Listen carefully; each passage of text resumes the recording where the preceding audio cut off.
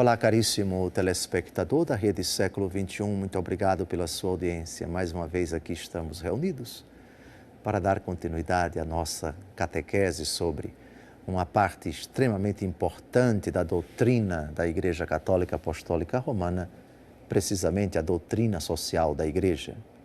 Ou seja, aquela parte da doutrina da Igreja Católica que postula os fundamentos, os princípios que regulam a nossa convivência, a nossa coexistência na sociedade.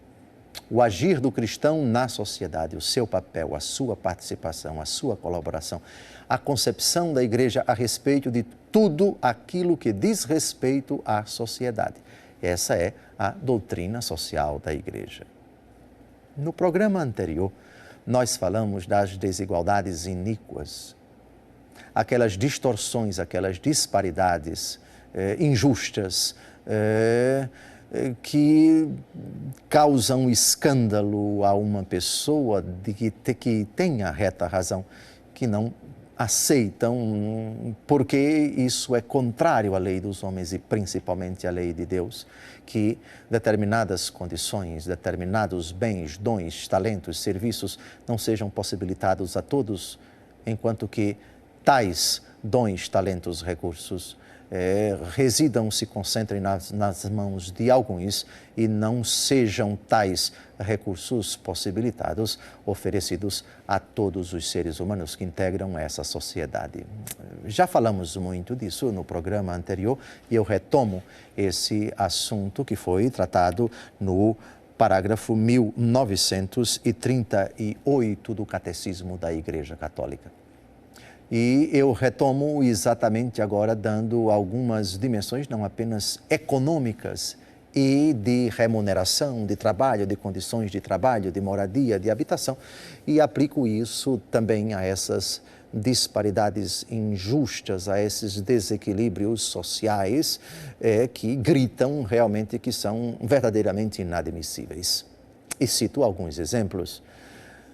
Para a Igreja, nada contra um bairro com uma excelente infraestrutura. O que salta aos olhos é que apenas aquele bairro ou aqueles bairros sejam beneficiados, tenham tantos recursos favoráveis, enquanto que tantos outros não sejam contemplados. Nada contra que seres humanos sejam bem remunerados, determinadas categorias ganhem muito bem. O problema é quando outras categorias de trabalhadores não são também contempladas daquela forma. Quando há uma predileção, quando há privilégios garantidos para alguns, enquanto que outros são excluídos desses privilégios.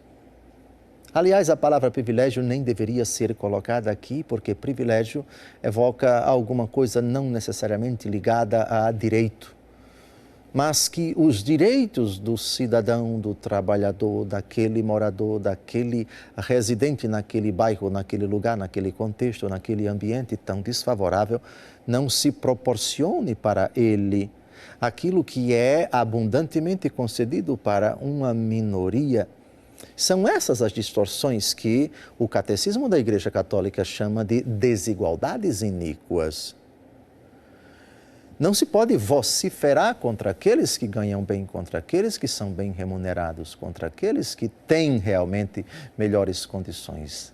O que grita aos céus, o que clama aos céus, é quando tais regalias, tais benesses, tais benefícios não são estendidos para todas as pessoas. Enquanto que alguns têm uma saúde de excelente qualidade, a grande maioria da população não tem acesso a isso. Enquanto alguns têm acesso a uma escola de boa qualidade, a grande maioria da população não tem acesso a isso. Isso não é uma diferença em si boa, isso é uma desigualdade iníqua. Não é querida por Deus, não corresponde à vontade de Deus, portanto, é um pecado, pecado social, uma manifestação da triste convivência humana que, como tal, deve ser duramente combatida.